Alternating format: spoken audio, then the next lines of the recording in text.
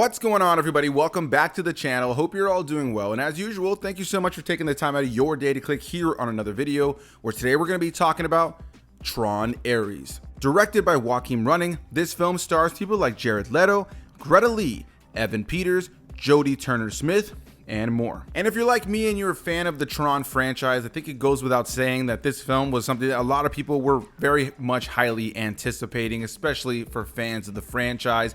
I know this film has had some polarizing opinions going into it already because Jared Leto was the main star of the film, and ever since he played the Joker in the Suicide Squad, this dude has just been a polarizing figure in the world of film. People immediately already have an opinion of him, and I look back to some of the earlier films of his, and there's plenty of them that I can pick out that I enjoy, but in recent years, even if the dude is playing a side character, people are 100% against him. And so there was already some of that hate online, but I did see plenty of people very excited still to see Tron coming back to the big screen with a new installment, the third installment in the franchise.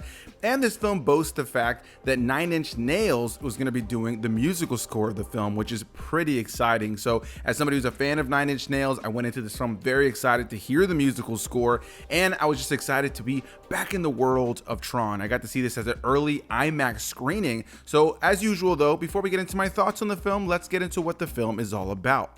TronAres explores what happens when digital programs are brought into the human world.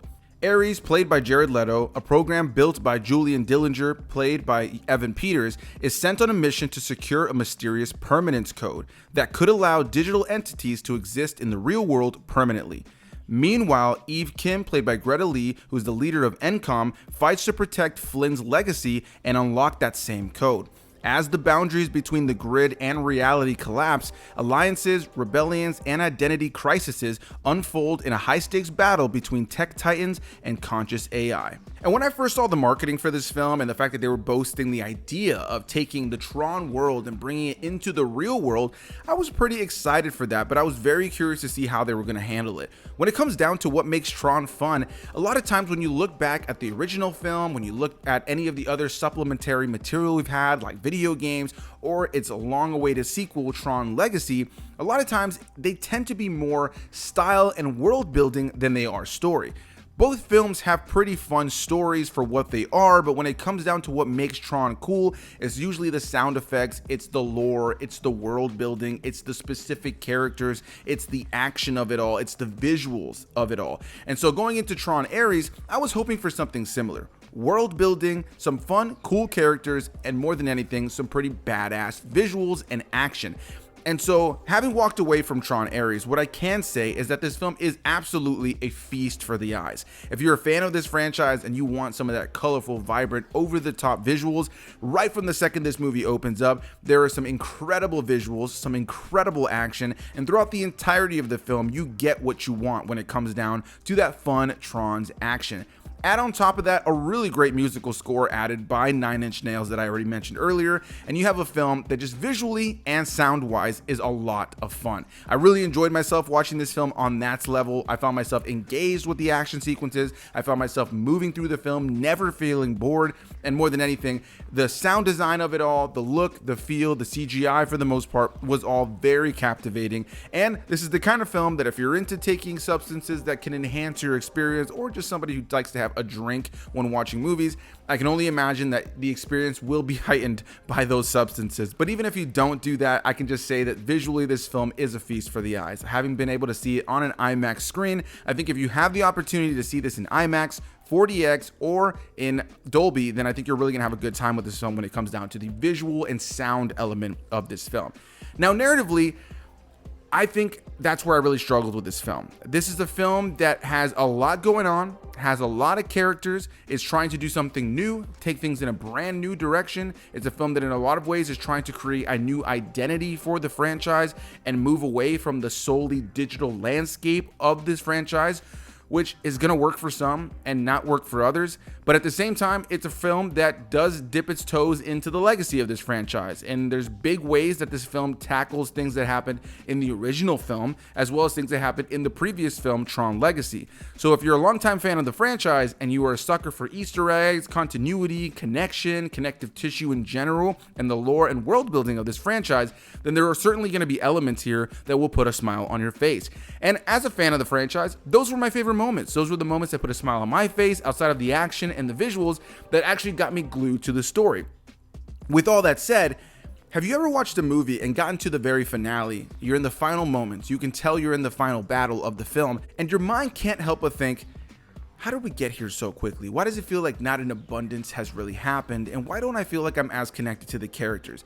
Unfortunately, that's how I felt by the end of TronAres, because while the film is a visual spectacle and filled with badass action that keeps the pace moving rapidly and never keeps you bored and always has something new going on screen and is boasting all these big crazy ideas and sci-fi moments throughout the entirety of the runtime, it is a film that feels hollow. It's a film that feels like it has good concepts, but they never truly explored it beyond the base script that they maybe wrote for that initial concept. I know that this film was delayed and had to take time off of shooting back in 2023 because of the WGA and SAG-AFTRA strike, so it's very likely that taking a break halfway through, making this film may have ruined the overall experience of putting this film together. But there was just moments when it comes down to dialogue and the overall character development of this film that just felt clunky, and that was my biggest gripe with the film. By the time we get 45, 50 minutes, an hour and a half into the movie, I just never really found myself overly connected to the characters, and I think a lot of that came down to the script. You have a lot of characters like Jared Leto's Ares, who is really cool visually, and the concept of this AI who starts to build his own consciousness over time and wonders what his role truly is and whether or not he should follow the directives that are given to him is a really interesting concept. It's very timely in a world where AI is getting better and better and better for us, the users, and it's something that is scaring a lot of people. So the notion of an AI wanting to do good sounds like a good idea, sounds like a traditional sci-fi trope, but I don't think that they give Jared Leto a bunch to do here. And I think for the most part, you can tell he was directed to play this kind of stoic, robotic AI kind of personality, but then the movie tries to interject these moments of humor or heart or charm that I don't really feel the film built up to. There are also bonds and connections between certain characters in the films that I didn't really feel the film, again, built up to, and it made certain moments that I felt the film wanted me to feel more emotional in just feel hollow. And stuff like that, as well as the fact that all the characters feel very one note over the course of the film, really held this film back from being anything beyond a fun time to watch, but isn't really something emotionally that had me invested.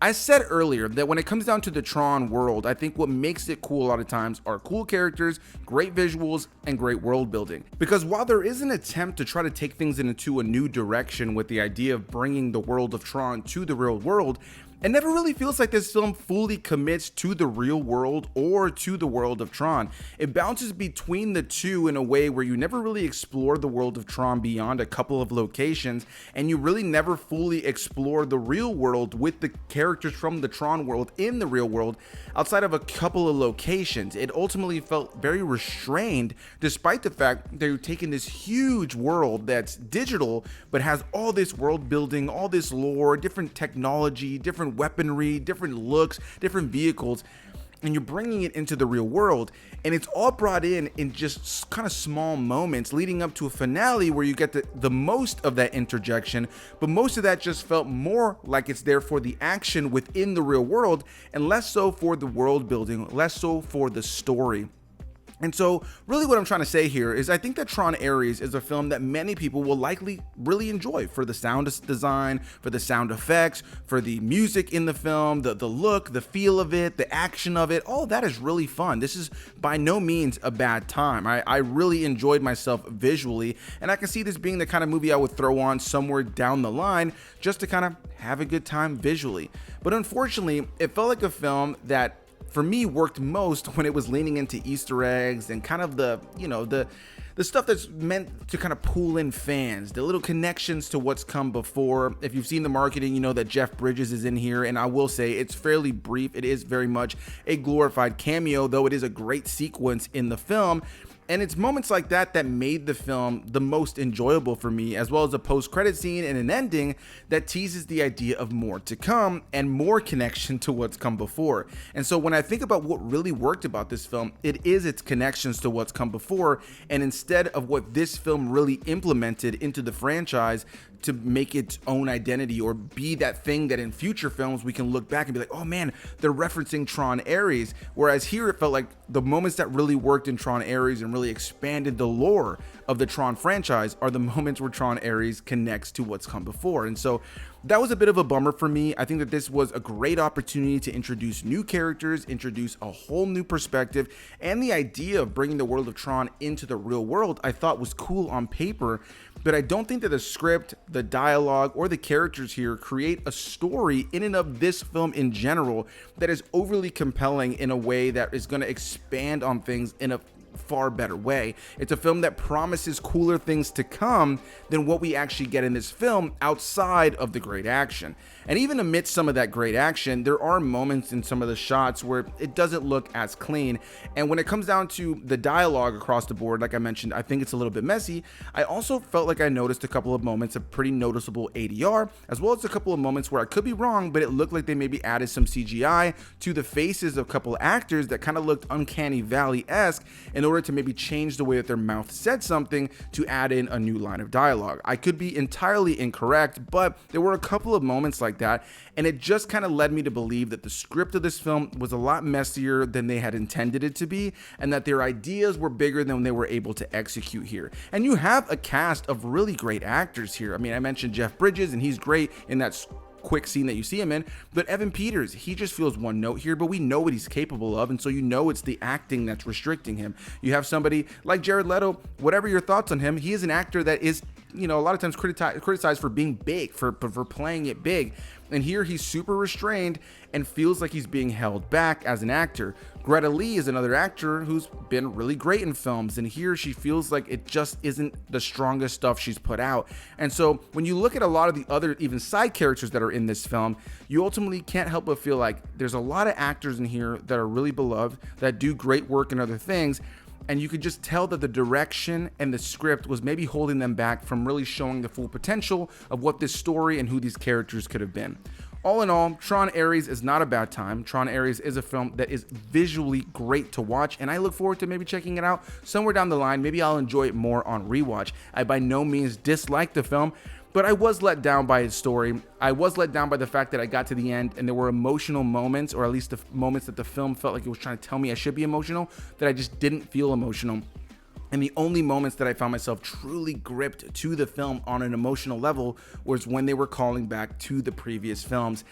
And it just kind of felt like cheap nostalgia bait, and less so like they had a really compelling, new, interesting story here with new characters to bring you into the fold. But again, great visuals, great action, great score by Nine Inch Nails. Though I would say that it is a step down from the Daft Punk score that they did for Tron Legacy, though I'm sure plenty of Nine Inch Nails fans are going to love the score here, and I do think Nine Inch Nails does a great score here for the film. But yeah, guys, that's going to be my a little bit all over the place thoughts on TronAres. Wanted to love the film a lot more than I did, but they're still fun to be had. But as usual, leave some comments down below. Are you guys a fan of this film? Did you check it out? Did you not check it out? Are you planning on checking it out? Whatever the case may be, leave any and all comments down below, and I'll see you guys in the next one. Bye-bye.